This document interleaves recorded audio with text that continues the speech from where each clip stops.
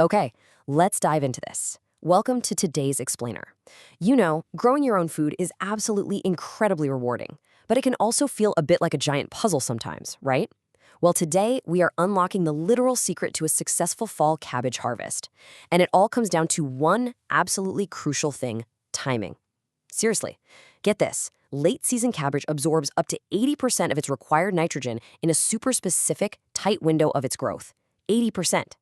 If you miss that timing, your yields are going to drop dramatically. So in this explainer, we're going to break down the exact science and the precise timeline to get you those massive, crisp cabbage heads right before winter sets in. Now, you might be wondering, why do we go through all this trouble just to grow cabbage for the winter? Well, if you're familiar with Eastern European traditions, you know that fall cabbage isn't just a side dish. It's an institution. It is the absolute foundation for making authentic, homemade zele, or sour cabbage.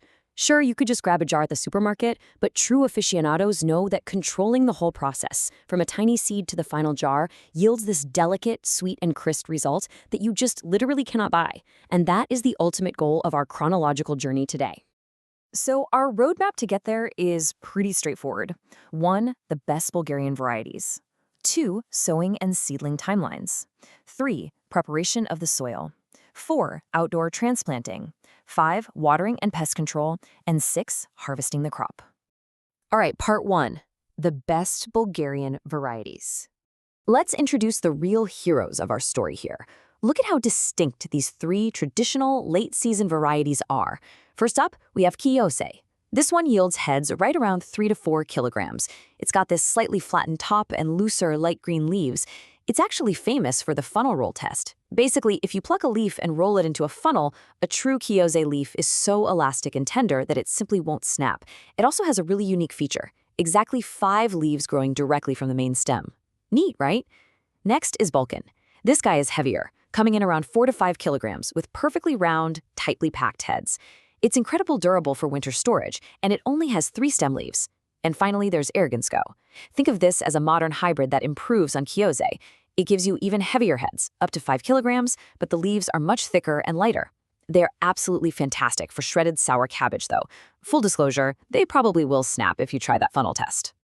Moving right along to part 2, sowing and seedling timelines. Agriculture is strictly bound by time, and this timeline brilliantly illustrates exactly what we mean. For a late fall harvest, you are actually starting your journey in early summer. Instead of direct seeding, which just exposes fragile little sprouts to crazy early summer extremes, starting seeds in a controlled bed lets you transplant sturdy seedlings right when the weather starts playing nice. The absolute sweet spot to sow your seeds in a seedbed is between June 10th and 15th. I can't stress this enough. This timing is critical. It ensures that when you transplant the seedlings in mid-July, the plants will do their heavy lifting, the growing and head formation phases, during the cooler months of September and October. Plant too early, the heads form in the scorching summer heat and get completely ruined. Plant too late, the freezing winter will destroy the whole crop before it even matures. Which brings us to part 3, preparation of the soil. Because as we know, robust growth always starts underground. So I want you to keep this specific number in your head: 7.2 to 7.5. That is the absolute optimal pH range for cabbage. They really thrive in neutral to slightly alkaline soil. So why does this matter so much? Well, acidic soil, basically anything below a pH of 7, creates the perfect, cozy breeding ground for a really devastating disease called clubroot, or gusha as it's known in Bulgarian. It's nasty stuff. If your soil is testing too acidic, you absolutely must apply hydrated lime before planting to bring that pH back up and protect your crop's root system. Getting the soil physically ready is basically a highly logical 3-step science project. Step 1. Clear out any early summer crops. Things like early potatoes or green beans actually make fantastic predecessor crops because they leave the soil relatively clean. Step 2. Plow the soil deeply. You want to go about 20 to 30 centimeters down to ensure really good aeration and drainage. And step 3, you've got to feed the soil. Cabbage is a notoriously heavy feeder. You want to mix in 2 to 4 tons of semi-decomposed manure per acre. To put that into perspective, a acre is roughly a quarter of an acre. You'll mix that in along with your phosphorus and potassium. As for the nitrogen, we're going to hold off and apply that in stages later on, right as the cabbage actually grows. All right, part 4, outdoor transplanting. So we're in mid-July, and it's time to move these plants to their permanent home outdoors. But listen, you don't just transplant based on what the calendar says. You do it based on the plant's actual anatomy. A seedling is typically ready to make the big move when it's about 30 to 40 days old. You were looking for a few key growth indicators here. First, it should have 5 to 6 true leaves. The stem needs to be thick and sturdy, not all spindly and weak. The internodes, the spaces on the stem between the leaves, those should be short. That tells you the plant hasn't been desperately stretching for light. And most importantly, it needs a dense, super healthy root system that is ready to anchor right into that soil you just prepped. So the crucial point here is spacing, and that depends entirely on the variety we talked about earlier. Because the Chios variety forms a looser, kind of sprawling head, it needs a bit more breathing room on the field, about 50 to 60 centimeters between each plant. The Balkan variety, on the other hand, is much tighter and more compact, so you can plant those closer together, say 45 to 50 centimeters apart. For both varieties, though, you want your rows spaced about 70 centimeters apart. That gives you plenty of room to walk through, do your weeding, and eventually harvest without stepping on your hard work. Moving into the daily grind, part 5, watering and pest control. Okay, let's get one thing straight. Cabbage is incredibly thirsty.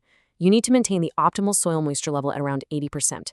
That means constant, even watering, especially right after you transplant and during that critical head formation phase. But, and this is a huge but, you absolutely must avoid this one major pitfall. Never, ever let the soil dry out completely and then try to make up for it by flooding the field with water. If the plant experiences a drought and then gets hit with a sudden deluge, it absorbs that water so rapidly that the cabbage head will literally crack and split wide open. Boom, ruined for winter storage. Consistency is everything here. And while you're out there watering every day, you've got to keep a vigilant eye out for the enemy. We have 3 main pests to monitor. First, the cabbage aphid. These guys will attack in massive numbers, stunting the plant's growth and leaving the heads dirty and basically unconsumable. Then you have the large white cabbage butterfly. Its caterpillars will just devour the leafy greens, eating away everything until literally only the thick skeletal veins are left. It's brutal. And finally, the cabbage moth. This is a real menace that actually mines right into the leaves and the growth tip. Early detection and proper pest management, whether you choose to go organic or synthetic, is absolutely critical to make sure your crop actually survives to see the fall. And finally, the climax of our journey. Part 6, harvesting the crop. So those cooling autumn nights we planned for? That's exactly what makes fall cabbage so perfectly sweet. But there is a hard limit. You must get your crop out of the ground before temperatures drop below -5 degrees Celsius. If they are exposed to a deep freeze, the cellular structure of the leaves just gets completely destroyed. However, I've got a fantastic pro tip for you. Let's say an unexpected light freeze happens overnight, and your cabbages get frosted while they're still in the ground. Don't panic, and whatever you do not cut them immediately. Leave them alone, let them thaw out completely naturally in the daytime sun before you harvest. Once you do harvest them, keeping them in a cool, dark environment is going to lock in that crisp freshness for months. Now, as with literally all things in agriculture, we do have to acknowledge that Mother Nature is always the one truly in charge. While the timeline and techniques we've explored in this explainer are rooted in expert agronomic research and centuries of tradition, results can, and probably will, vary. External factors like sudden weather shifts, microclimates, and unique soil differences play a massive, massive role. So it's always a really good idea to consider local agricultural advice tailored specifically to your region to get the absolute best results. And there you have it, the whole shebang. From selecting the perfect traditional seed, hitting that incredibly crucial mid-June sowing window, dialing in your soil pH, to maintaining that perfect 80% moisture, you now have the complete blueprint. Growing your own cabbage is basically a masterclass in timing and patience, but it connects us directly to this centuries-old tradition of surviving and thriving through the harsh winter months. So it really begs the question, in an era of 24/7 fully stocked supermarkets, isn't there something profoundly powerful about engineering your own winter resilience, one single seed at a time? Start planning your timeline today, and you'll be reaping the delicious rewards this fall. Thanks for joining me.